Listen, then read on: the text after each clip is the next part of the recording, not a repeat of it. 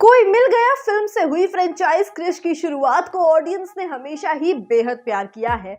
और चाहे Indian audience जितने भी हॉलीवुड सुपर हीरोज की फैन बन जाए, लेकिन अंत में तो क्रिश सबका ही फेवरेट है। बता दें कि जब पिछली बार क्रिश मूवी रिलीज हुई थी, तब बहुत कम लोगों को ये पता था कि कंगना रनौत और विवेक ओबरॉय दोनों का ही कैरेक्टर हॉलीवुड सीरीज एक्स-मेन से इंस्पायर्ड था।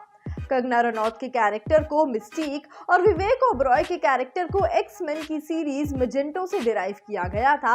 और खबर है कि इस बार जब क्रिश मूवी रिलीज होने वाली है, तब ऋतिक रोशन का किरदार खुद मार्वल के किसी विलन से इंस्पायर किया जा सकता है। बता दें कि ऋतिक रोशन जब भी क्रिश मूवी को शूट करने वाले होते हैं, उससे पहले के 6 महीने तक वो कोई भी प्रोजेक्ट अपने सर पर नहीं लेते हैं, क्योंकि जितनी मेहनत उन्हें क्रिश के लिए एक बॉडी अचीव करने में लगती है, उसे वो किसी और प्रोजेक्ट में यूटिलाइज नहीं करना चाहते। जब सबसे पहली बार ऋतिक रोशन ने क्रिश फिल्म में काम किया था, तब उन्हें 15 पाउंड मसल वेट गेन करना पड़ा था और वो पूरे 5 महीनों तक स्ट्रिक्ट डाइट पर रहे थे। और इस बार भी जब वो क्रिश 4 की शूटिंग करेंगे, उससे पहले के 6 महीने वो पूरी तरह से वेकेंट रखने वाले हैं, ताकि वो क्रिश 4 के लिए अपनी बॉडी शॉडी बना सके। जब पिछली बार रिलीज हुई क्रिश मूवी की शूटिंग सिंगापुर में चल रही थी, तब ऋतिक रोशन बाल बाल बचे थे। दरअसल वो एक वायर के एक्शन वाला सीन कर रहे थे, जब उनका हाथ फिसल गया और वो नीचे गिर गए।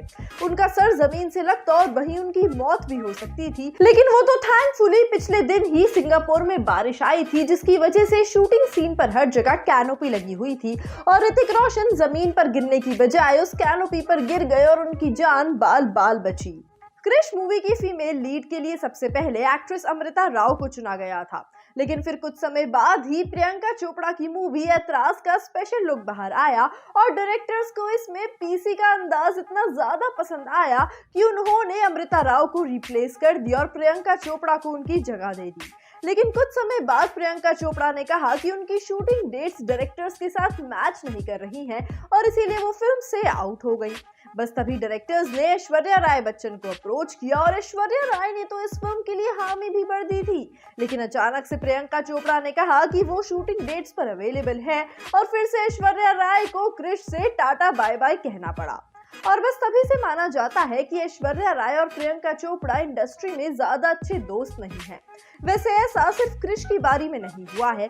जब दोस्ताना फिल्म रिलीज हुई थी, तब भी ऐश्वर्या और पीसी के बीच में फिल्म को लेकर काफी अनबन चल रही थी। इस बार जब क्रिश 4 रिलीज होने वाली है, तो खबर है कि भूमि पेडनेकर और दीपिका पादुकोण मेकर्स की चॉइस लिस्ट में नंबर 1 पर है।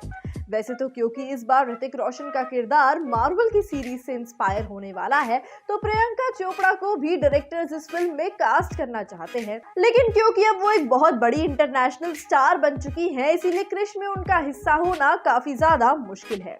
इससे पहले भी प्रियंका चोपड़ा ने 2 स्टेट्स और किक जैसी फिल्म को अपने हॉलीवुड करियर के लिए लात मारी है। हालांकि उस समय पर उनका ग्लोबल करियर इतनी अच्छी तरह से फ्लरिश भी नहीं कर रहा था, तब भी वो इंडियन मूवीज का हिस्सा ही नहीं बन रही थी।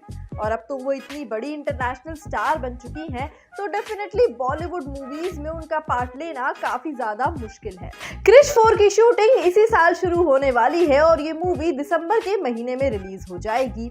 बता दें कि ऐसा भी माना जा रहा था कि क्योंकि क्रिश का पिछला सीक्वल इतने समय पहले आया था, इसीलिए क्रिश 4 के आने की अब कोई गुंजाइश ही नहीं है, लेकिन एक्चुअल में ऐसा कुछ भी नहीं है।